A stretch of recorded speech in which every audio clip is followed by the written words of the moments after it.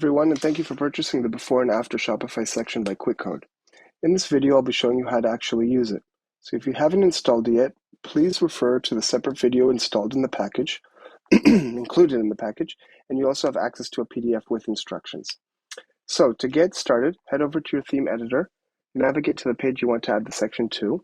Over on the left, select Add, click on Add Section, and search for the Before and After section. Click it, and you get a boilerplate kind of setup with default settings where you have the content block over here, you have the before and after image slider right over here. Over here on the left is where we would add in the content and a few of the settings, and then over on the right, when this is selected, we have a lot of other settings that we'll get to. But let's start with first adding the content. So click on images. We would select the before image, and then select the after image, and then immediately you already see that the code is working, like so. You could also select here image size. So right now this image that goes in, it's almost a square, but if you really want it to be landscape, you could select landscape, and sometimes you need to refresh it for it to work properly.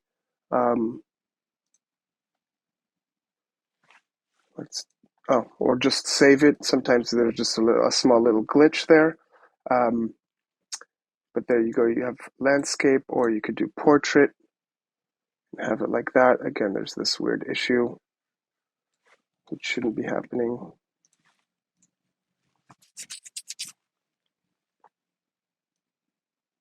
There you go. Let's just go back, let's go square. There we go. Okay. Next, we go over to subtitle. We can change the subtitle, which is this here. We can also change the order. So if you want subtitle to be underneath, you could do that. These are usually like smaller fonts, but we'll get into that in a second. So we have the option to add the text here at the top. Then we can select an HTML element, and you'll see this throughout the sections in different text areas. HTML element has two benefits. One is for better SEO. So search engines, usually they scan the content of a page and they see the headings of different sections on the site, on the page itself, and they give more importance to different types of headings.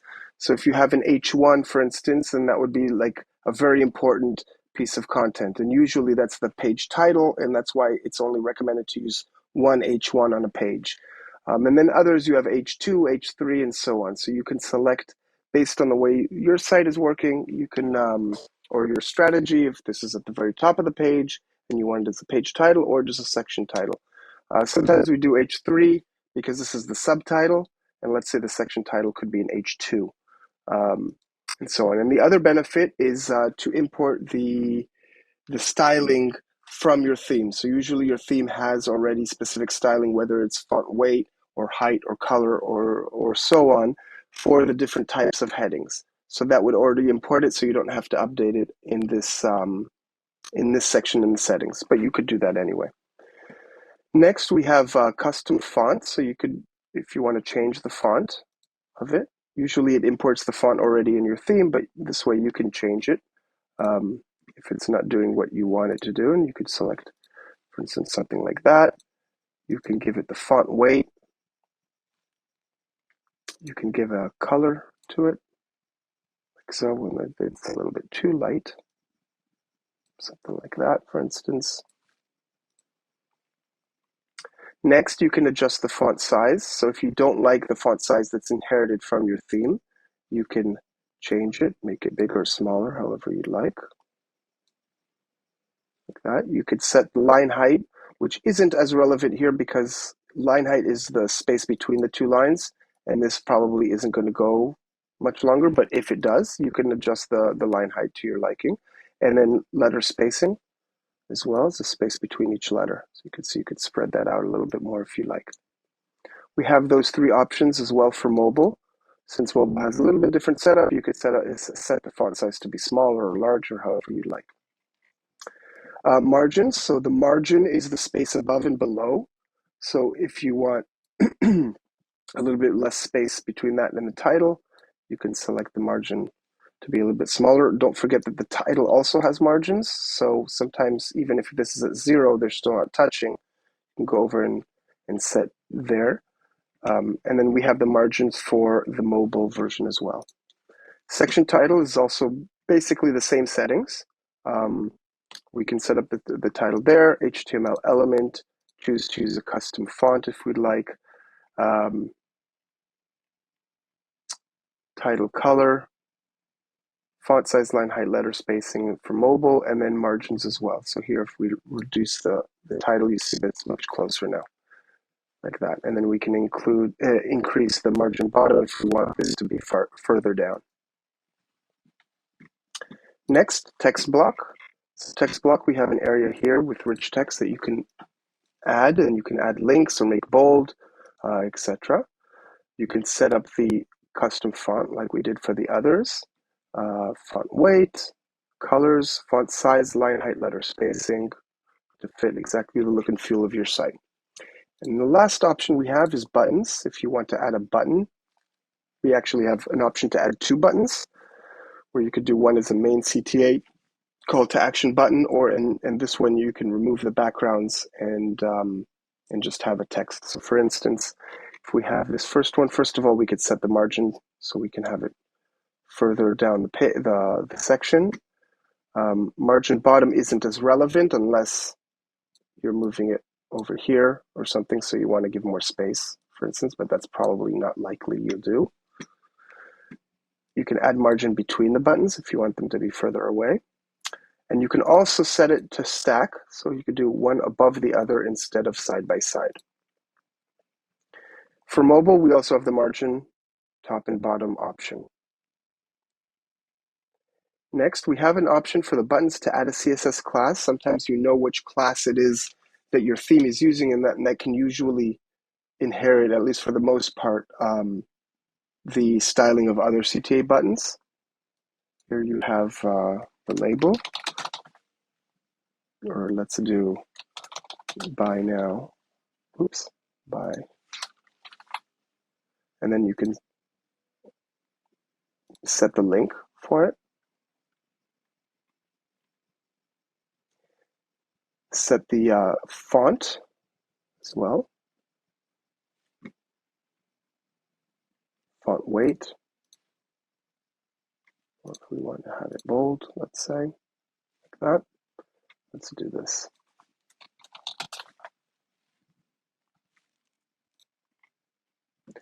Next, we have width size, so we can make the button much wider if we'd like. Horizontal padding. Horizontal padding is kind of tricky to play with. It's the space within, but it's basically it's kind of adjusting the width of it. It depends on the length of the text to really get a noticeable difference. So if we have actually a very small width, you see them here, we can see the padding. And we can increase the padding, but we're limited to the max width size, and so it's a little bit tricky. But adjusting these 2 settings based on the length of your text, you can get the look and feel that you want. Vertical padding would be the space there, so you can make it a much bigger button on that respect. Border width, if down below we can set colors. If we want to have a border, then let's put in, let's say, 2. So right now we don't see the difference. We will in a minute. And then border radius. And then we can adjust the font size however we'd like. For the mobile version as well as letter spacing. And now we have colors. So here we could choose the color. So let's say we'd like it to be blue with white text. And let's say right now we'll do a blue border. And then on hover, we have the hover option here. So let's say we want the hover to have no background. So we can go in here and remove the background color, make the text color the dark, or let's say, yes, the dark color. And then the border color, also this dark color. So when I hover over, I have that kind of look. And of course, you can reverse it too, where you start with this one, and then when you hover over, you get the filled background, however the rest of your site looks. And then we have all the same settings for the for button 2. So like in my example, if we wanted to remove this background, and then we can actually, let's do, if we do here, read more, and then we can adjust the font size to be a little smaller, like that. The text color to be a dark gray, but no background. And then no hovering. Then we have something like that where we can do, actually let's keep it that same color. So we could do something like that. And then we would adjust, let's say, the width and the padding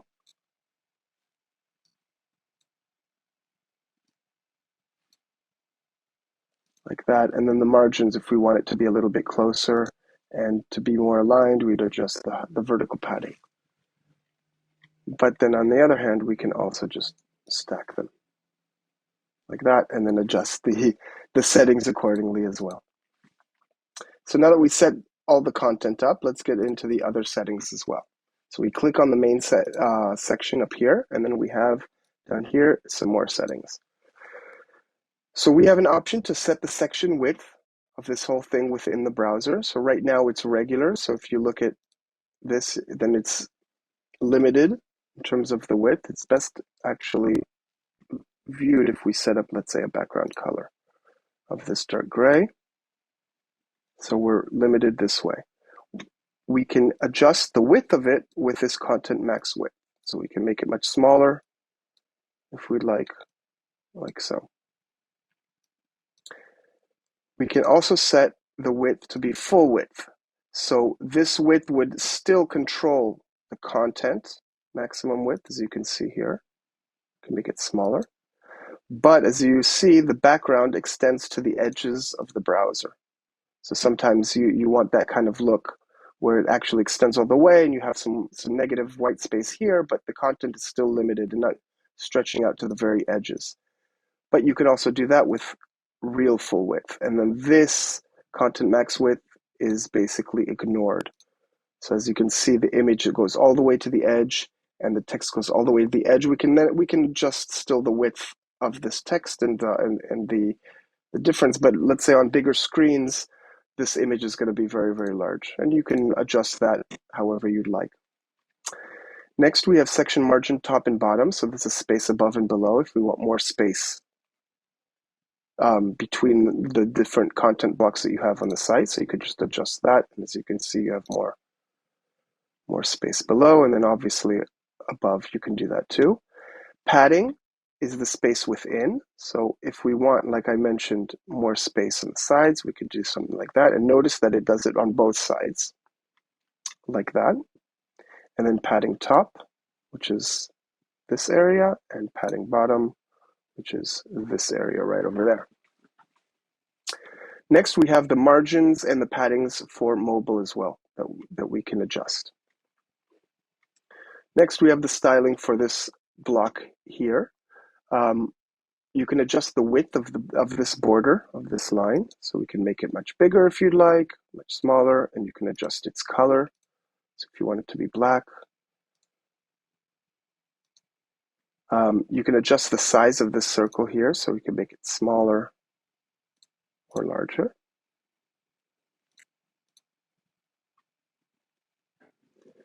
The arrow color, so if you want it like that, or a little bit lighter of a gray, and you can also adjust this so it'll be not necessarily be white if you don't want it to be. Content area styling, which is this area here, we can adjust the background color.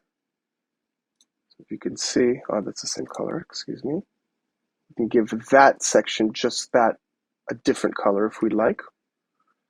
And then I'll keep that just so we can see the differences. You can adjust the max width, and here it's not as, you can see it's basically adjusting this width here. It's not as important unless you're setting the horizontal position to be centered. If you don't want the text to go all the way to the edge, then that's a possibility. But if you do want it to go to be left, then you can set the padding to give some more breathing room there. For instance, let's add some more width. And if it's at 100%, you don't want it necessarily to go all the way to that edge, so you would add some padding to the right. Next, content area position. So we can have the content area to be on the left. We can have it set to be on the right, to be above the image or below it, like that.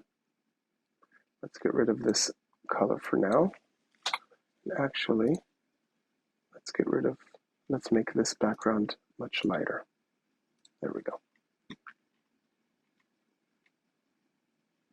So let's say we want this image to be like this, where the title is on the top and you have the image below. You can set up a gap between this, so it enlarges the gap here. It also works when it's left to right as well, so you can adjust that. Let's put this in the center.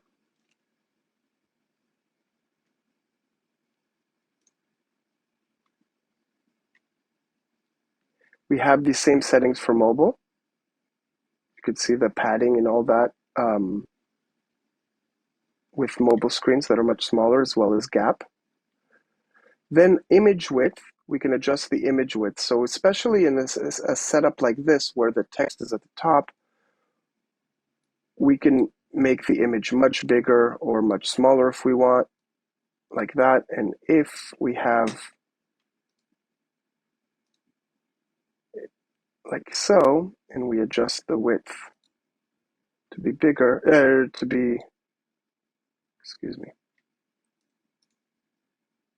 that we can make the image much bigger or smaller.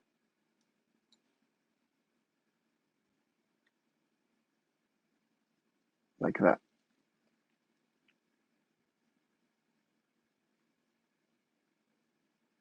This also, if we set this up to be top, then we can also adjust where we want the image to be if it's less than 100%. Then we have text area styling. So if you noticed, you'd maybe want this to be center aligned. So you could just select center aligned like that. And it's aligning all these different sections. Now this might be a little bit too wide, so we'd want to go up to content area. Max width and make it smaller like that. And we have that same option for mobile. If we go into mobile, we have the same setup. We can choose this to be, obviously they can't be side by side because it'll be too small. So on mobile, you can either have the text to be on the top or on the bottom. You can still adjust the gaps between them, and so on, and all the other settings that you have. So that's it. Thank you again. We hope that this section helps you achieve your website goals. If you have any issues or any problems or questions, suggestions, please don't hesitate to reach out to us via the support page on our website. And that's it. Thank you again.